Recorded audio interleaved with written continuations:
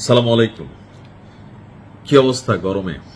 আমি যদিও এই মুহূর্তে বিদ্যুতের মধ্যে ভিডিওটা করছি, তবে এটা আমার কিনা বিদ্যুৎ। এখন আমার কিনা বিদ্যুৎ মানে আসলে জেনারেটর ব্যাকআপ আছে আমার অফিসে, তো সেই কারণে ভিডিও করতে পারছি। তো অনেকেই এই মুহূর্তে বিদ্যুৎ নিয়ে এতটা বিরক্তির মধ্যে চলে গেছে যে কেউ কেউ বলারই শুরু করে দিয়েছে যে ভাই আগেই তো ভালো ছিলাম। আবার কেউ কেউ বলছেন যে ভয়ে এবং লজ্জায় এই কথা বলতে পারতেছি না। আসসালামু আলাইকুম, সবাই কেমন আছেন? আশা করি ভালো আছেন। আপনারা সবাই ভিডিওর শুরুতে ভিডিওর কিছু অংশবিশেষ দেখে বুঝতে পেরেছেন ভিডিওটা কতটা গুরুত্বপূর্ণ। তাই আর বেশি কথা না বাড়িয়ে চলুন আমরা মূল আলোচনায় চলে যাচ্ছি। তার আগে সবাইকে রিকোয়েস্ট করব, যারা আমাদের চ্যানেলে নতুন আছেন প্লিজ সবাই সাবস্ক্রাইব করে সাথে থাকুন। চলুন ভিডিওটা দেখি। আসসালামু আলাইকুম। কি অবস্থা গরমে? আমি যদিও এই মুহূর্তে বিদ্যুতের মধ্যে ভিডিওটা করছি, তবে এটা আমার কিনা বিদ্যুৎ। এখন আমার কিনা বিদ্যুৎ মানে আসলে জেনারেটর ব্যাকআপ আছে আমার অফিসে, তো সেই কারণে ভিডিও করতে পারছি। তো অনেকেই এই মুহূর্তে বিদ্যুৎ নিয়ে এতটা বিরক্তির মধ্যে চলে গেছে যে কেউ কেউ বলারই শুরু করে দিয়েছে যে ভাই আগেই তো ভালো ছিলাম।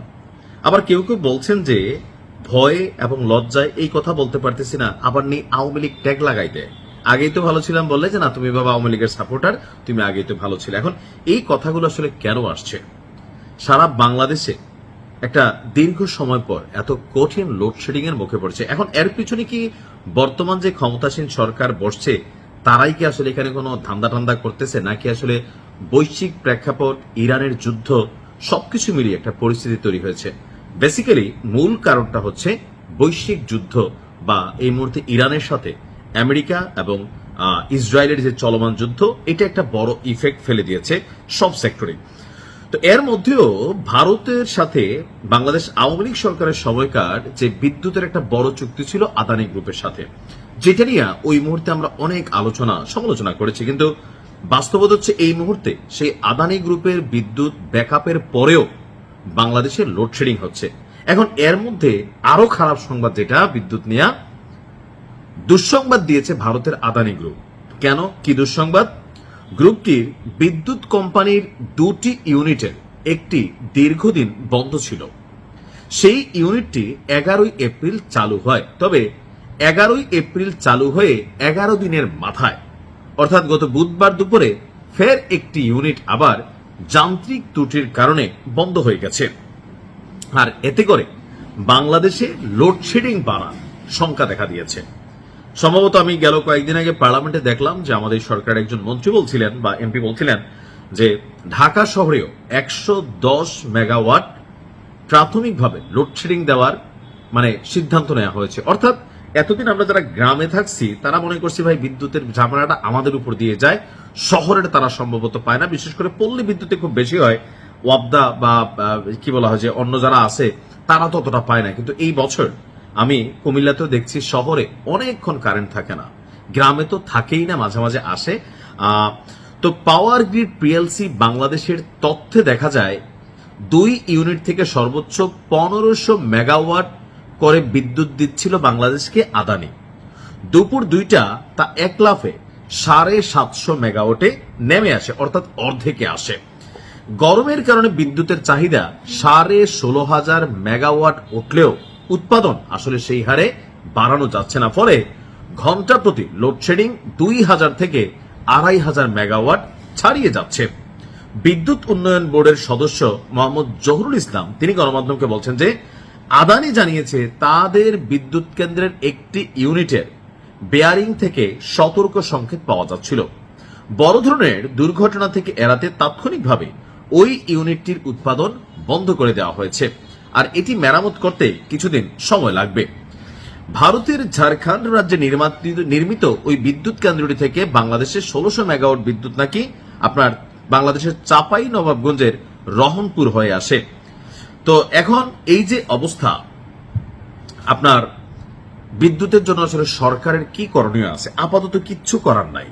কেন করার নাই? বাংলাদেশ, আমরা স্বাধীনতা পরবর্তী এই দেশটা যারাই পরিচালনা করেছি সেখানে অনেক ধরনের মেগা প্রজেক্ট হাতে নেওয়া হয়নি। যেমন এই যে ধরেন তেলের সংকট, আমি এই নিয়ে অনেকবার নিউজ করছি যে আমরা কেন রাশিয়ার কাছ থেকে তেল না কিনা ভারতের কাছ থেকে কিনছি বা আরো অন্যান্য জায়গা থেকে কিনছি।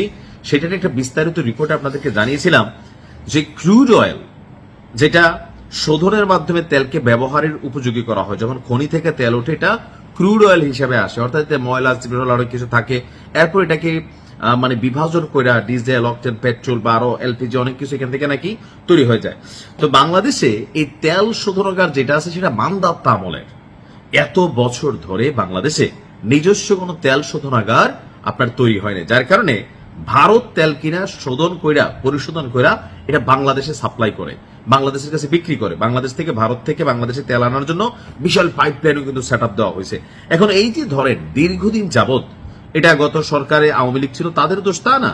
এই দেশটা যারাই যখন চালাইছে সেই স্বাধীনতা পরবর্তী সময় আওয়ামী লীগ, বিএনপি, জাতীয় পার্টি বা অন্যান্য সময় যারা যখন ক্ষমতায় ছিলেন এই ব্যাপারে আসলে বৃহত্তর কোনো পরিকল্পনা নেওয়া হয়নি, যার কারণে তেলের সংকট বাংলাদেশে এই মধ্যে টাকা দিয়ে আপনি তেল পাচ্ছেন না। আবার আসছে সিন্ডিকেট ইস্যু, আমাদেরকে এগুলো মাইনে নিতে হচ্ছে। এই সিন্ডিকেট সরকার বদলায় কিন্তু সিন্ডিকেট বদলায় না, আর আপনি এদের কাছে জিম্মি।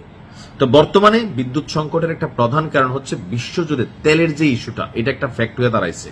তো তেল ছাড়া, গ্যাস ছাড়া আপনার কোনো প্রতিষ্ঠান, কারখানা, উৎপাদন ব্যবস্থা যাইতে পারে না।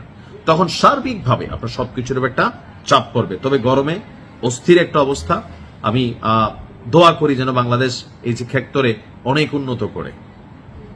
আসলে এটা সম্ভব কিনা আমি জানি না, তারপরে দোয়া করি। আর পারলে বাসা বাড়িতে চার্জার, ফ্যান ট্যান লাগান, আইপিএস লাগান, জেনারেটর ব্যাকআপ নেন, কিচ্ছু করার নেবে, বাঁচতে হবে। ভালো থাকুন। সালামু আলাইকুম। কি খবর বাঙালি? আমার ইরানের ফ্যান ফলোয়াররা কোথায়? তো অনেকদিন পর আবারও ফেসবুকে ব্যাক করেছি। তো অনেকেই দুশ্চিন্তা করছিলেন যে ভাই কোনো সমস্যা হয়েছে কিনা। না, আলহামদুলিল্লাহ আমি ভালো আছি, সুস্থ আছি। তবে ব্যবসা বাণিজ্য বিভিন্ন কাজে আসলে সময়টা চলে যায়।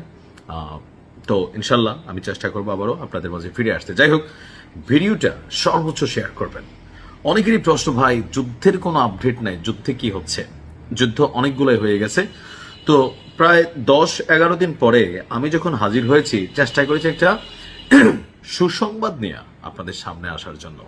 তো সুসংবাদ হচ্ছে, গেল এই 11 দিনে ইরানকে সাইজ করার জন্য মার্কিন যুক্তরাষ্ট্র একটা বিকল্প পলিসি নিয়েছিল, অবরোধ। যদি অবরোধ সম্পর্কে বুঝাইতে যাই, আপনাকে আগের দিনে যে রাজা বাদশাদের যুদ্ধ হইতো না, এটা একটু আপনার আইডিয়া থাকতে হবে। ধরেন একটা রাজার একটা দুর্গ থাকতো, একটা বিশাল দুর্গ বা যেটা রাজধানী হিসেবে থাকতো বা রাজপ্রাসাদ, এটার আশেপাশে বিশাল এরিয়া জুড়ে একটা বড় মাপের দেয়াল তৈরি করা হইতো। তো ওইটার পাশাপাশি ছোটখাটো অনেকগুলো ফোর্ট বা আরো দুর্গ তৈরি করা হইতো, যদি কেউ আক্রমণ করে সেখান থেকে পাল্টা আক্রমণ করা হবে অথবা সেভ করা হবে। তো বিপরীত রাজা যখন ওই দুর্গকে আক্রমণ করত, তারা করত কি, ধরেন দুর্গটা কথার কথা যেটা 1 বিঘত জায়গা নিয়ে তৈরি, 1 বিঘত মানে কয়েক মাইল হইতে পারে, বর্গ কিলোমিটার হইতে পারে। তো যারা শত্রুপক্ষ তারা এসে এইটার ঠিক চারপাশে আরেকটা বৃত্তের মতন আটকা দিত। অর্থাৎ এই রাজপ্রাসাদের সাথে বাহিরের কোনো কিছু ঢুকাও যেত না, রাজপ্রাসাদ থেকে কোনো কিছু বেরো হওয়া যেত না। অর্থাৎ রাজপ্রাসাদে যা আছে তা নিয়ে রাজাকে লড়াই করতে হইতো। আর এই ধরনের স্ট্রাইক বা অবরোধ যুদ্ধে জয় নিয়ে আসতো কার? শত্রুপক্ষের। এখন ইরান, মার্কিন যুক্তরাষ্ট্রের, ইসরায়েলের যে ত্রিসমীকরণ যুদ্ধে সর্বশেষ ডোনাল্ড ট্রাম্প যেটা করছে, ইরানের বিরুদ্ধে আপনার নৌ অবরোধ তৈরি করছে। অর্থাৎ ইরানে প্রবেশকারী যে হরমুজ প্রণালীর ইস্যু আছে, সেখানে নির্দিষ্ট দূরত্বে তারা তাদের একটা বহর তৈরি করে যে হরমুজ প্রণালীকে তারা কন্ট্রোল করার চেষ্টা করছে। এখন হয়েছে কি দেখেন, ওমান উপসাগরে যুক্তরাষ্ট্র তাদের একটি বিশাল যুদ্ধজাহাজ সেখানে এটা ফালাই রাখছিল, যেন ওই যে ইরানের নৌ অবরোধ করার জন্য যতগুলো জাহাজকে ব্যবহার করছে। এর মাঝখানে আজকে ইরান সেই নৌ অবরোধকে ফাটিয়ে দিয়েছে। অর্থাৎ মার্কিন যুক্তরাষ্ট্রের যে শক্তিশালী সামরিক যুদ্ধ জাহাজটি ছিল, সেটিতে ব্যাপক ড্রোন হামলা চালিয়েছে ইরান, আর এতে সেই জাহাজটি ব্যাপক ক্ষতিগ্রস্ত হয়েছে। ইরানের সংবাদ সংস্থা তাসনিম নিউজ তারা এই নিউজটি দিয়েছে। তারা বলছে যে ওই এলাকায় মার্কিন নৌবাহিনী ইরানের পতাকাবাহী একটি কন্টেইনার জাহাজ জব্দ করেছিল। অর্থাৎ আমেরিকা করছে কি, ইরান তো সারা বিশ্বে তেল সাপ্লাই দেয়, বিভিন্ন প্রোডাক্ট তাদের দেশে ঢুকতেছে। তো ইরানকে সাইজ করার জন্য ইরানের ওই সমুদ্র সীমায় এসে তারা ইরানে অনুপ্রবেশকারী জাহাজকে একটা আটকায় ফেলছিল। এইটার প্রতিক্রিয়াতেই এই ব্যাপক ড্রোন হামলার ঘটনা ঘটে। ইরানি জাহাজ আটকের ঘটনায় ক্ষুব্ধ প্রতিক্রিয়া জানিয়ে ইরান বলছে, মার্কিন নৌবাহিনীর এই পদক্ষেপটি একটি সশস্ত্র জলদস্যুতা এবং এটি যুদ্ধবিরতির একটি সরাসরি লঙ্ঘন। সো ইরান এটা নিয়ে চুপ থাকবে না। এই ঘটনার পাল্টা জবাব দেওয়ার জন্যই তারা এই ড্রোন হামলা চালায়।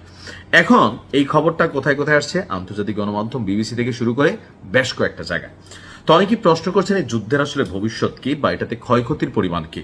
ইরানের হিউজ ক্ষতি হয়েছে, বাট পাশাপাশি মার্কিন যুক্তরাষ্ট্রের ইমেজ নষ্ট হয়ে গেছে। কথায় আছে না, বাংলাদেশে একটা কথা আছে, আমরা ছোটবেলায় পড়ছি, যদি তুমি স্বাস্থ্য হারাও, হ্যাঁ, তাহলে তুমি স্বাস্থ্য ফিরে পাবা। যদি তুমি টাকা পয়সা হারাও, সেটা অর্জন করতে পারবা, কিন্তু যদি তুমি ইমেজ বা তোমার সম্মান হারাই ফেলো, এটা ফেরত পাওয়া কষ্টকর। কারণ মার্কিন যুক্তরাষ্ট্র বিশ্বজুড়ে যে সম্মান, পাওয়ার, সুপার পাওয়ার বা ব্লা ব্লা ব্লা যেগুলো ছিল, সেই খেতাব থেকে অনেক ধাপ পিছাই গেছে। যে ইরান সম্পর্কে যাদের একটা ধারণা ছিল, আরে ইরান মনে হয় এরকম কিছু নয়, কিন্তু আজকের দিনে এসে ইরানকে কাউন্ট করতে হচ্ছে, এমনকি মার্কিন যুক্তরাষ্ট্রকে নিয়ে সবাই ট্রলিং করছে। তো ইরানকে আল্লাহ ফতেহ দান করুক, ইনশাল্লাহ বিজয় আসবে।